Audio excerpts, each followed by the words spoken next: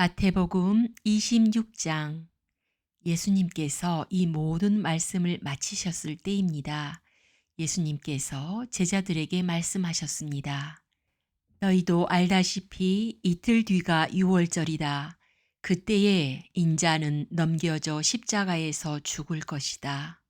그때 대제사장과 장로들이 가야바라고 하는 대제사장 공관에 모였습니다. 그들은 조용히 예수님을 잡아 죽일 계획을 세웠습니다. 그러나 그들은 명절 기간에는 안 돼. 사람들 사이에 폭동이 일어날 수 있으니까 라고 말했습니다. 예수님께서 베다니에서 문둥병에 걸렸던 시몬의 집에 계셨을 때입니다. 한 여자가 비싼 향유 한 병을 가지고 와 식사하고 계시는 예수님의 머리에 이 향유를 부었습니다. 이 광경을 본 제자들이 화를 냈습니다. 왜 이 값비싼 향유를 낭비하는 것이요? 그것을 비싼 값에 팔아서 가난한 사람들에게 줄 수도 있었을 텐데.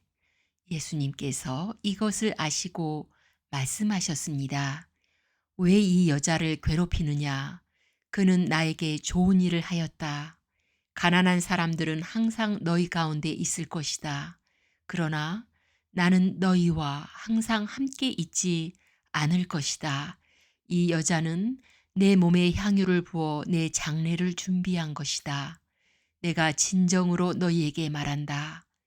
온 세상에 복음이 전해지는 곳마다 이 여자가 한 일도 전해져 그를 기억할 것이다. 그때 12제자 가운데 한 명인 가룟 출신의 유다가 대제사장들에게 갔습니다. 가룟 유다가 말했습니다. 내가 예수를 당신들에게 넘기면 나에게 얼마를 주겠소? 제사장들은 유다에게 은 30개를 주었습니다. 그 후로부터 유다는 예수님을 넘길 기회를 노렸습니다. 무교절의 첫 번째 날에 제자들이 예수님께 와서 말했습니다. 유월절 음식을 어디에다 준비할까요? 예수님께서 대답하셨습니다. 성 안에 들어가 한 사람에게 이렇게 말하여라. 선생님께서 때가 가까웠으니 당신 집에서 제자들과 함께 유월절을 보내겠다고 말씀하십니다. 제자들이 예수님께서 말씀하신 대로 행하여 유월절을 준비하였습니다. 그날 저녁에 예수님께서 12명의 제자들과 함께 음식을 드시기 위해 앉으셨습니다. 모두들 식사를 하고 있을 때 예수님께서 말씀하셨습니다. 내가 너희에게 진정으로 말한다. 너희 중에 하나가 나를 배반할 것이다. 제자들은 매우 슬퍼하며 한 사람씩 예수님께 묻기 시작했습니다. 주님, 제가 그 사람은 아니지요. 예수님께서 대답하셨습니다. 나와 함께 그릇에 손을 넣는 자가 나를 배반할 것이다. 성경에 쓰여진 대로 인자는 떠나갈 것이다. 그러나 인자를 넘겨주는 그 사람에게는 화가 있다. 차라리 태어나지 않았더라면 자신에게 더 좋았을 것이다. 예수님을 배반한 유다가 예수님께 말했습니다. 선생님이요? 설마 제가 그 사람입니까?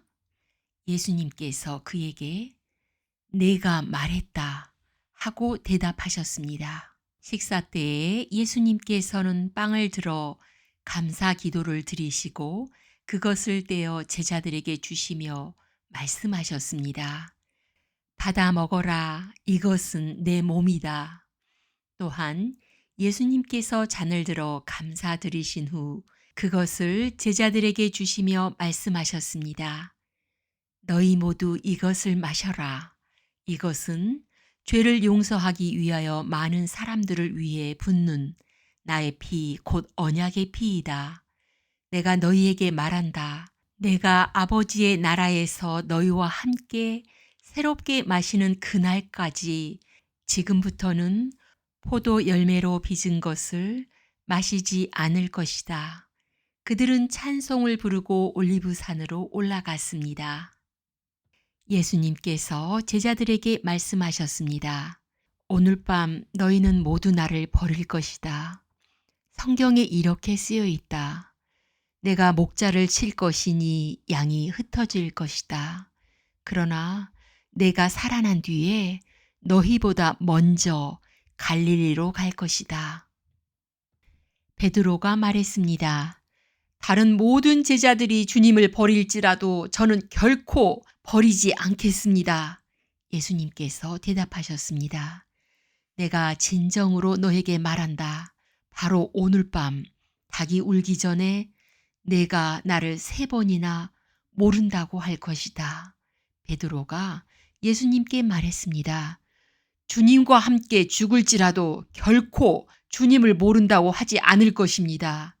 다른 제자들도 모두 똑같이 말했습니다. 그때 예수님께서 제자들과 함께 겟세마네라고 불리는 곳으로 가셨습니다. 예수님께서 제자들에게 말씀하셨습니다. 내가 저기에 가서 기도하는 동안 여기 앉아 있어라.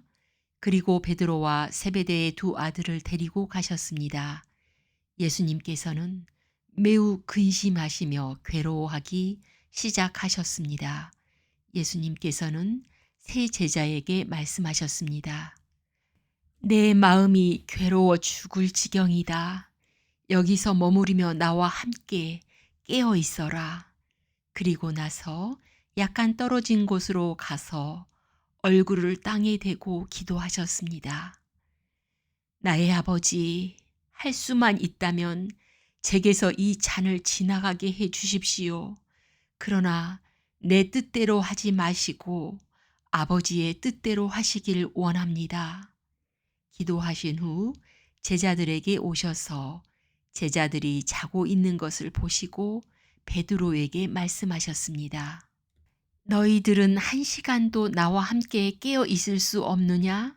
깨어서 너희가 시험에 빠지지 않도록 기도하여라. 영은 원하지만 육체가 약하구나. 예수님께서 다시 가셔서 2번째 기도를 하셨습니다.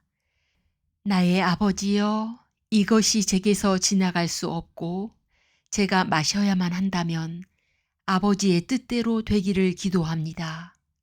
그리고 나서 다시 제자들에게 가셔서 제자들이 자고 있는 것을 보셨습니다. 그들은 너무 졸렸던 것입니다. 그래서 예수님께서는 제자들을 놔두고 다시 3번째로 기도하셨습니다. 예수님께서는 같은 기도를 한 번 더 하셨습니다. 그 다음에 예수님께서 제자들에게 돌아오셔서 말씀하셨습니다. 아직도 자고 있고 쉬고 있느냐? 보아라, 때가 가까이 왔다. 인자가 죄인들의 손에 넘겨진다. 일어나라, 가자. 나를 배반한 사람이 가까이 오고 있다. 예수님께서 말씀하시는 동안 12 제자 가운데 하나인 유다가 왔습니다. 대제사장과 백성들의 장로들이 보낸 많은 사람들이 칼과 몽둥이를 들고 유다와 함께 왔습니다. 예수님을 배반한 유다가 이들에게 내가 입맞추는 사람이 바로 그 사람입니다. 그를 잡으시오. 라며 신호를 정해 주었습니다. 곧바로 유다는 예수님께 가서 말했습니다. 선생님 안녕하십니까? 그러면서 입을 맞추었습니다. 예수님께서 친구여 무엇하러 여기에 왔느냐 하고 묻자 사람들이 와서 예수님을 붙잡았습니다. 그러자 예수님과 함께 있던 제자 중 한 사람이 칼을 뽑았습니다. 그리고 대제사장의 종에게 칼을 휘둘러 그 종의 귀를 잘랐습니다. 예수님께서 그에게 말씀하셨습니다. 칼을 도로 제자리에 꽂아라. 칼을 쓰는 사람은 칼로 죽을 것이다. 너는 내가 내 아버지께 말씀드리면 즉시 12군단도 넘는 천사들을 보내주실 것을 생각하지 못하느냐? 그러나 만일 그렇게 하면 이 일이 반드시 일어난다고 한 성경 말씀이 어떻게 이루어지겠느냐? 그리고 나서 예수님께서 사람들에게 말씀하셨습니다. 너희는 마치 강도를 잡을 것처럼 칼과 몽둥이를 가지고 왔구나. 내가 성전에 앉아 매일 가르쳤지만 너희는 나를 잡지 않았다. 이 모든 것은 예언자의 글을 이루기 위해 일어난 것이다. 그때 모든 제자들이 예수님을 버리고 도망갔습니다. 예수님을 잡은 사람들이 예수님을 대제사장 가야바에게로 끌고 갔습니다. 거기에는 율법학자들과 장로들이 모여 있었습니다. 베드로가 예수님과 멀찍이 떨어져 따라가 대제사장의 공관 마당에 들어갔습니다. 그리고 결과를 보려고 경비원들 틈에 끼어 함께 앉았습니다. 대제사장들과 전체 의원들이 예수님을 죽이기 위해 예수님을 고소할 거짓 증거를 찾으려고 하였습니다. 많은 거짓 증인들이 나왔으나 아무 증거도 얻지 못하던 중 마침내 두 사람이 나왔습니다. 이들은 이 사람이 나는 하나님의 성전을 헐고 그것을 3일 만에 다시 세울 수 있다 라고 말했습니다. 라고 증언했습니다.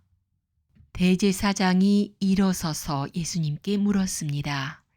당신은 아무 대답도 하지 않겠소? 이 사람들이 당신에게 불리한 증언을 하는 것에 대한 당신의 답변은 무엇이요? 그러나 예수님께서는 아무것도 말씀하시지 않았습니다. 다시 대제사장이 예수님께 물었습니다. 내가 살아계신 하나님께 맹세하고 당신에게 명령하니 우리에게 말하시오. 당신이 하나님의 아들 그리스도요? 예수님께서 대답하셨습니다. 내가 말했다. 그러나 내가 너희에게 말한다.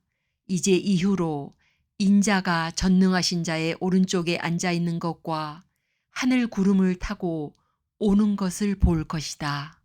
그러자 대제사장이 자기 옷을 찢으며 말했습니다. 이 사람이 하나님을 모독했다. 더 이상 증인이 필요 없다. 여러분 모두가 이 사람이 하나님을 모독하는 것을 들었다. 어떻게 생각하는가? 사람들이 대답했습니다. 죽어 마땅합니다.